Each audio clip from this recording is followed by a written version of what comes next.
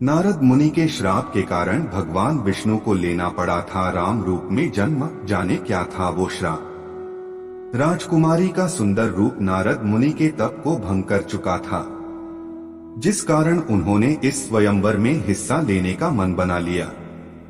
राजकुमारी को पाने की इच्छा में नारद अपने स्वामी भगवान विष्णु की शरण में पहुंचे और उनसे उनके समान सुंदर रूप पाने की इच्छा जाहिर की। भगवान विष्णु ने नारद की इच्छा अनुसार उन्हें रूप भी दे दिया। वीडियो में आगे बढ़ने से पहले हमारे YouTube चैनल जीवन ज्ञान संगम को लाइक सब्सक्राइब करें और कमेंट में जय श्री राम लिख दे। आपका कल्याण ही कल्याण होगा। पौराणिक कथाओं के अनुसार एक बार देवर्षि नारद को इस बात का घमंड हो गया था कि कामदेव भी उनकी तपस्या व ब्रह्मचर्य भंग नहीं कर पाए। देवर्षि नारद ने यह बात भगवान शंकर को बताई, लेकिन महादेव ने कहा कि इस बात को भगवान विष्णु के सामने इतने अभिमान के साथ नहीं कहना।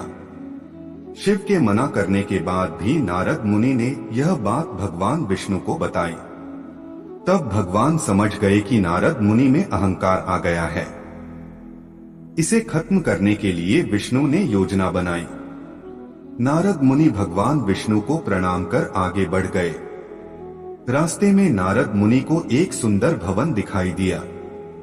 वहां की राजकुमारी के स्वयंवर का आयोजन हो रहा था।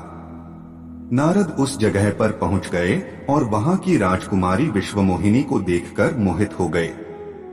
भगवान विष्णु की माया के कारण यह सब हो रहा था। राजकुमारी का सुंदर रूप नारद मुनि के तप को भंग कर चुका था, जिस कारण उन्होंने इस स्वयंवर में हिस्सा लेने का मन बना लिया। राजकुमारी को पाने की इच्छा में नारद अपने स्वामी भगवान विष्णु की शरण में पहुंचे और उनसे उनके समान सुंदर रूप पाने की इच्छा जाहिर की। भगवान विष्णु ने नारद की इच्छा अनुसार उन्हें रूप भी दे दिया। नारद नहीं जानते थे कि भगवान विष्णु का एक वानर रूप भी है।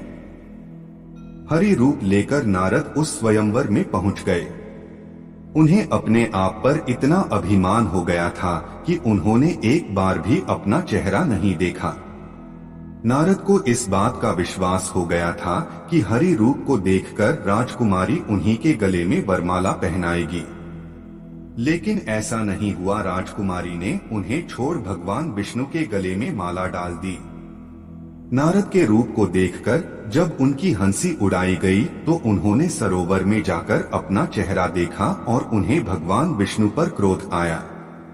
क्रोध के वश में आकर नारद जी ने भगवान विष्णु को श्राप दे दिया और कहा कि जैसे मैं स्त्री के लिए धरती पर व्याकुल था, वैसे ही आप भी मनुष्य रूप में जन्म लेकर स्त्री के वियोग से व्याकुल होकर धरती पर भटकेंगे और उस समय आपकी वानर ही सहायता करेंगे। लेकिन जब भगवान की माया का प्रभाव हटा तब नारद जी को अपनी गलती का एहसास हुआ और उन्होंने भगवान से तुरंत क्षमा मांगी। माना जाता है कि ब्रह्मर्षि नारद के दोनों ही श्राप फलीभूत हुए। भगवान विष्णु को राम के रूप में पृथ्वी पर अवतार लेना पड़ा और माता सीता का वियोग भी सहना पड़ा और वानरों की भी सहायता ली। आज के लिए बस इतना ही। मिलते हैं न्यू वीडियो पर। जय हिंद, जय भारत।